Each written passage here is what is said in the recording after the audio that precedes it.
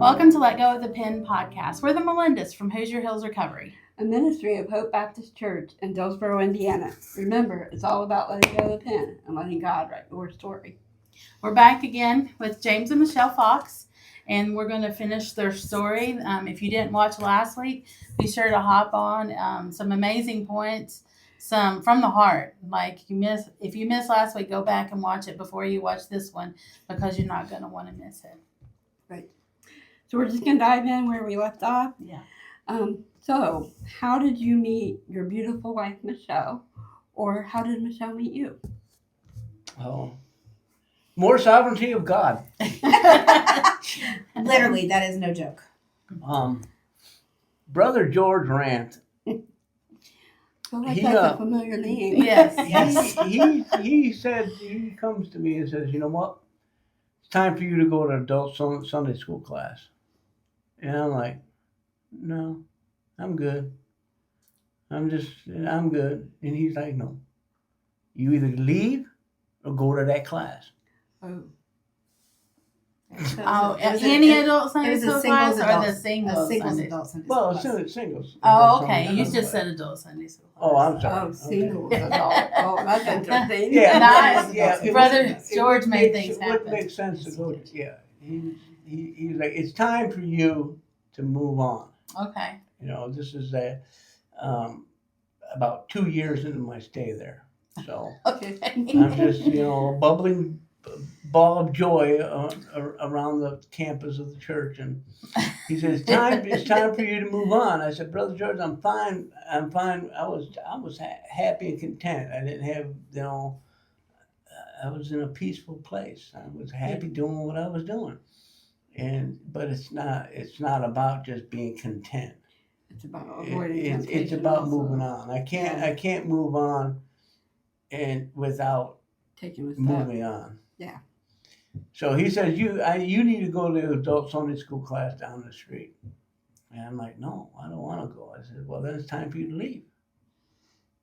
And that's Brother George. He said, well, that's if you either did what you wanted or Brother George's whole preface in the program in the home was if you can cooperate with me, you can stay even if you mess up. You can be honest and cooperate and let me help you. You can stay, but if not, I can't help you. And it's all about when you're ready. Time to go. So I say, okay, fine. So I go there, and lo and behold, Michelle has decided her last day in that class was that day. Oh. I asked her if she left. Did you leave? No, I did not. Absolutely not. So had this been 1 week later, You wouldn't have met. No. we would have never met. So you figure it out. If you can come up with a better explanation than God, I'd like to hear it. Sounds like it was God to me. And So how far, like when you started getting serious about Michelle and you had to meet her parents, when they learned about your past, how did they make you feel? How did they treat you? Was there reluctance? absolutely not. I probably could have been a mass murderer. I mean, come on. No, Okay. absolutely not. They're very grounded people, and I mean, when you become honest about who you are, Mm-hmm. it makes it easier to accept people for who they are. That's true. So, none. I mean, let me put it to you. I love this lady. Let me put it to you like this. I walk in the door, and I'm walking down the hallway, and Michelle's mom, Lois, is standing there. She walks up. She goes, "Well, this is us, and this is it. This is it. Yeah. We are who we are. What you see is what you get." And I just hugged her and said, "You mean this is all mine?" Wow. I'll never You need to forget give that. Greg some of them pickup lines for his jokes on Wednesday. Yeah. No, my Let's not do that. Okay. You're But gonna keep those for yourself? Mom? yeah, That was a good one though. When the mom's over. Michelle's mom, I could tell, was nervous about. Well, am I gonna be good enough? Wow. So so I just hugged her. I said, "Oh man, Michelle's mom was this is a is sweetheart. all for me." So I Made did everybody all I feel could do to loved. make her feel comfortable. That it's like, who you are is who you are. Just let me know. Yeah. There's people who would, but now her dad. We didn't ask about that. No, I'm just kidding. Yeah, no, that day, the way him and I love Ron. He's a good guy. but that day, the way him and my mom interacted did something for me because my mom and I we were very, very close. My mom was my everything. And when I saw him love my mom, it made it very easy to start loving him. And I Yeah. think that was the day that I actually started to think, okay, maybe I'm falling in love with this guy. I had already really liked him, but I think that was the first part where I was like, okay, mom Love loves hadn't him. been said yet, huh? No, Okay. Oh, no, okay. love had not been said at all. So Okay. you guys said the single Sunday school class. What happened that got you two to talk to each other? Oh, that's a good question. It Okay. was kind of funny. Nah. It was kind of funny because the very first week that he came in, and he was nice to everybody, and I didn't really say hello to him. I didn't really say anything. So then the next week we had started a program, and his sisters came, and I started talking to them, just trying to make them feel comfortable, so we were teasing him. And come to find out later, his sisters had gone home and told his mom, "We think we found somebody good for Michelle, or good for James." And Well, I mean, So- same difference and I didn't know that till later. probably we were engaged when I knew that. So I had stayed to help clean up Sunday school, and he had. I can't remember if your sister stayed that day or not. I think they did, but he had walked with his sisters and I had stayed behind. Well, the third week, nobody else had come. Like, he was by himself, I was by myself, and I stayed to help clean up again. Well, he started walking, and it was a block walk from our Sunday school class down to the main auditorium. So I come out, and he should have been long gone by now, like totally long gone. And he's just kind of moseying his little self. And Don't look at me. You're telling the story. so I picked up my step to kind of catch up with him. And so then we just talked, friendship talk, just, hey, how are you? Type Did thing. you know Nice he was weather in we're having. recovery? I did know he was in the home. Okay. Um, How did you feel when he told you about his past? She said, she asked me, she goes, so where do you live? I said, I stay at the RU home. She goes, oh, you work there? yeah, that was my first, I said, no, I live there. And she's like, oh, I was like, okay, like that didn't bother me at Okay. all. but at this point I was working for the church. Yes, he was. And then like the next week, so this was like almost like a 4-week process, and before we really started talking. So then I left, and he had stayed to talk to, I believe, the teacher. And of course, I kind of took my good sweet time, and he caught up to me, and so then we started talking and walking. And How long did it take you to get to those walks and from Sunday school to the church to actual non-church date?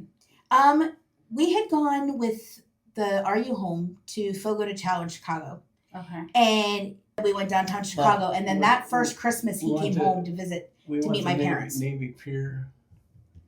around Nice Christmas date time. for sure. Yeah, so it was Fogo, which is an all-you-can-eat steakhouse, which was amazing.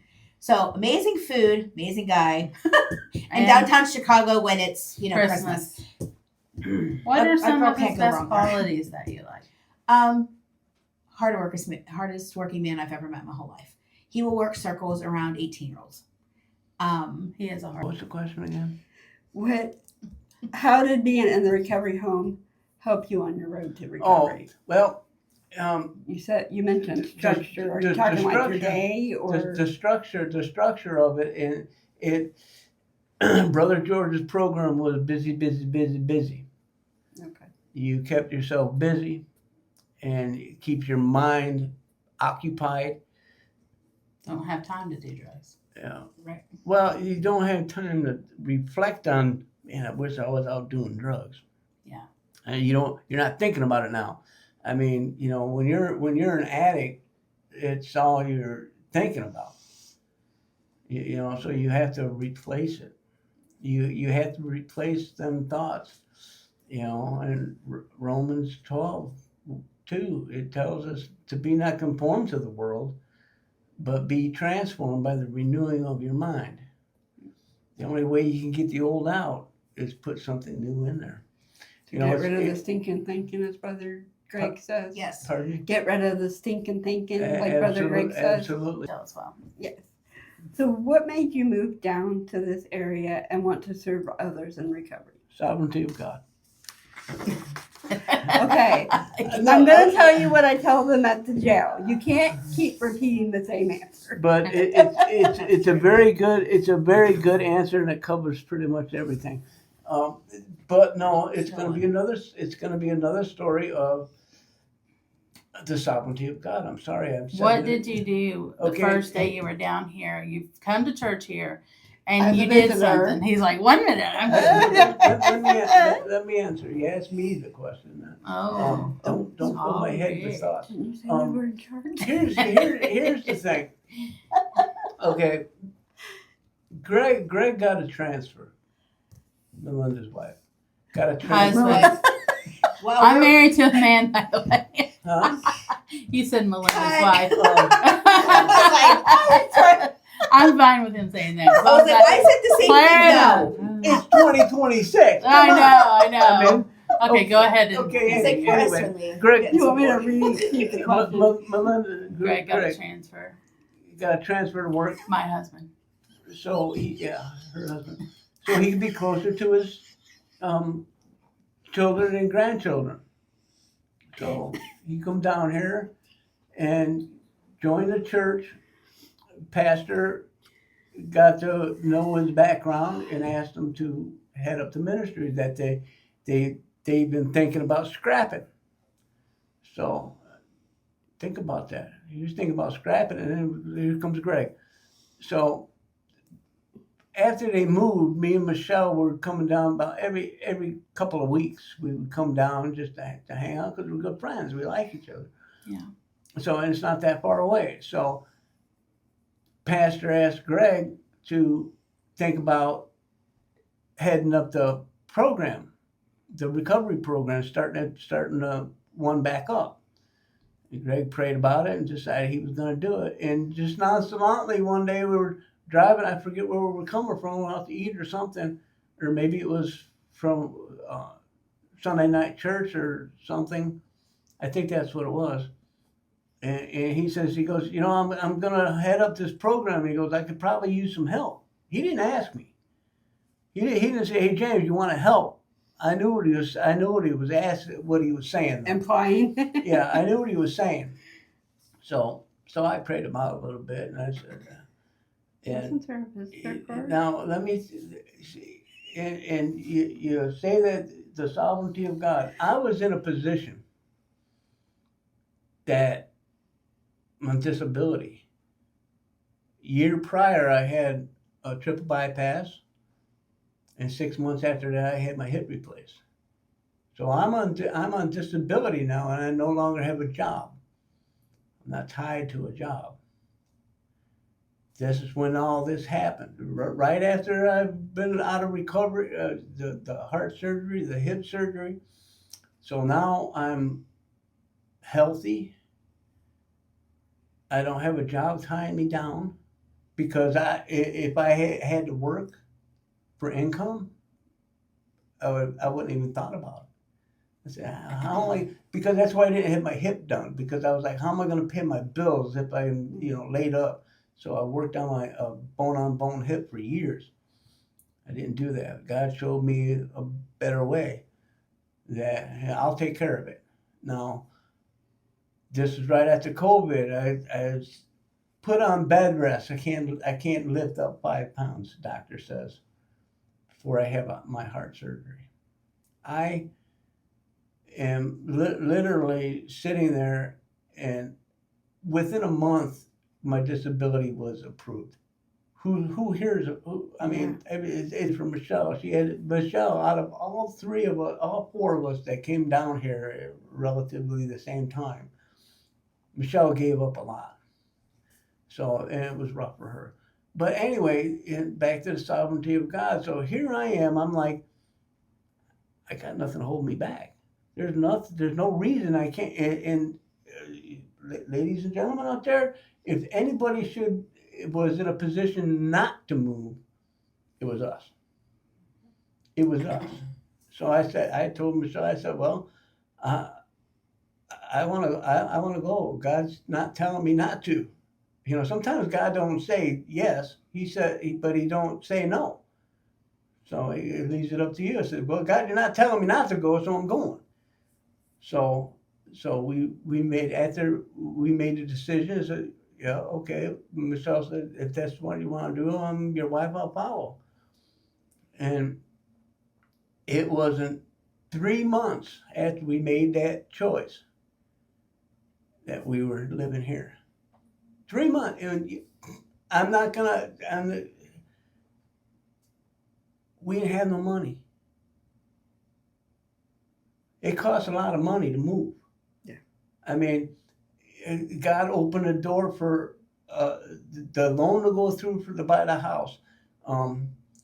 The day we came down here to sign to close on the loan, Michelle had an interview for a job. God didn't close no doors, did That he? I got offered 3 days later with better pay, better, just everything that I'm And doing privileged. what you wanted to And do. I'm privileged to teach preschool, and I love my kids, and went from a sitting job to getting to do something that I feel like I'm good at. So to answer your question, that's how we got here. It's already in. Now, Not following the will of God. Now you have to realize, when I say the sovereignty of God, where the steps in this started long before we made the decision to move. But just the blessings that God did leading us to move here, and then the blessings that He's continued. In June it'll be 2 years, and there's just so many things that I could mention that God has done. Just uncanny things, and and it's just, and that's the neat thing of serving the Lord is when you follow what God's leading you to do, and God wasn't leading me. He led him, and and because I followed, I'm reaping the benefits of God choosing to lead him. And and the Bible tells us, when you have a husband and you follow them, that there's safety in that. And I've lived that the last 2 years, especially. Not to mention, it's just the people. Yeah. That we've been privileged to meet and get to know. Yeah. And I mean, It's a very nice support Yes. system. Yeah. Yes, and here. a church family that loved us from the very beginning. Like, they didn't know us, but they loved us from the beginning. And like James said, it was difficult for me to leave, but I had people that loved me in spite of that, and they waited for me to come around, but they still showed me that they loved me and cared, and that they were there. And at first, I didn't see it. I did not see it at all. And it took some time for me to see it, but friendships that I have now that I wouldn't trade for a million years. Do I miss the family, the church family that I left? Yes. And I love when I get to go back and I get to see those friends. But would I change what I have here now? Not in a million years. Not the church family that I have, the opportunity to, work at Switzerland County Jail on Sunday afternoons. I'm living the life now that I was before I got married. I wanted this like perfect fairy tale life, as most girls do. And I can honestly say I'm living the life that I always dreamed of, but never thought I never thought that I was good enough to live that life. And I literally live that life every day now. I think you have a follow-up question from Michelle. I do. So, what advice would you give to someone that is married to someone that is in addiction? First, I would talk to your spouse and, come up with a game plan of Before they're in addiction or while they're in addiction? If 'Cause you're, I think you would handle that differently. yes, right? if you are married to someone that's already into addiction, one, I would find a church, a local Bible believing church to get into, because you're gonna need the Lord's help for sure.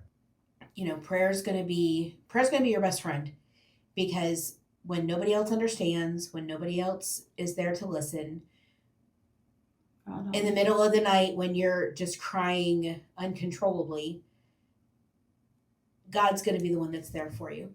He's going to be the one that listens, and he's the one that can fix it. He can change the situation. If you are married to prayer, are you praying for the situation and for your spouse, I'm assuming? yes, and for God to lead you of how to handle it. Because you don't want to enable them, but you don't want to alienate. But you don't want to abandon them either, because they need your support. If there's any hope of them recovering, they're going to need your support because they're addicted to something. And that process of giving it up, the only way that I won't say it's even easy, but the only way that it's somewhat Manageable? easy and manageable is if you land in jail, because then it's cold turkey. You have no choice. And you're behind bars to where you can't get it. You can't get access to it. But if you're on the outside, their one decision or one trial or one problem coming into their life, and that's what they're trying to do. They're trying to numb.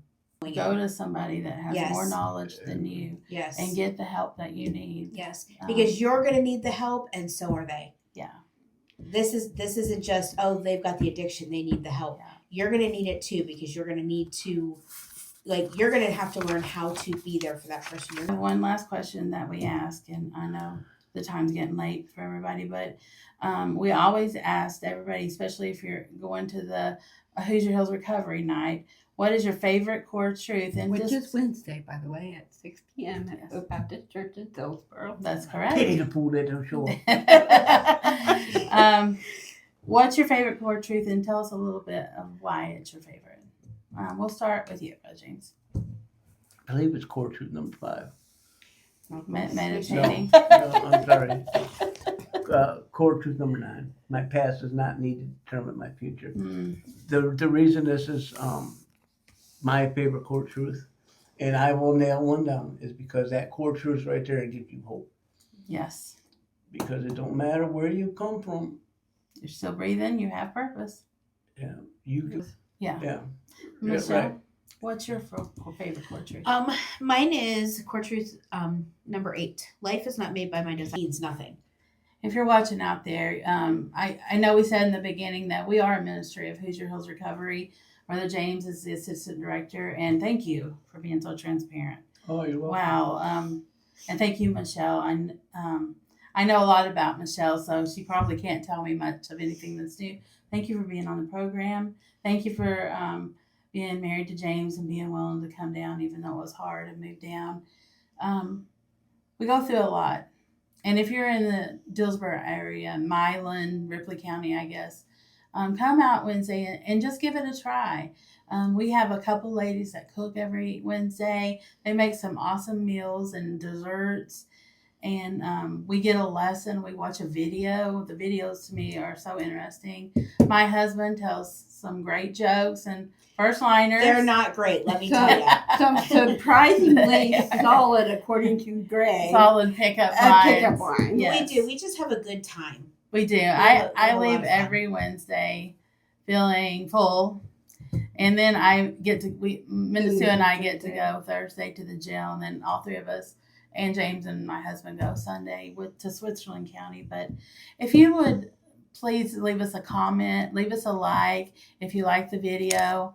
If you have anything, even if you just want to comment like, hey, don't do this so much or whatever, no, don't, never mind.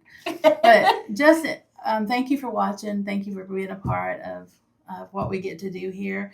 And if you know somebody that needs help, send them our way, because that's the first thing that we want to do with this podcast. And we talked about it in number 1, in our introduction, is just to love Jesus and just publicize how great God is and how he wants to use you. So And give put us a those like and holes in the comment. darkness. Yeah.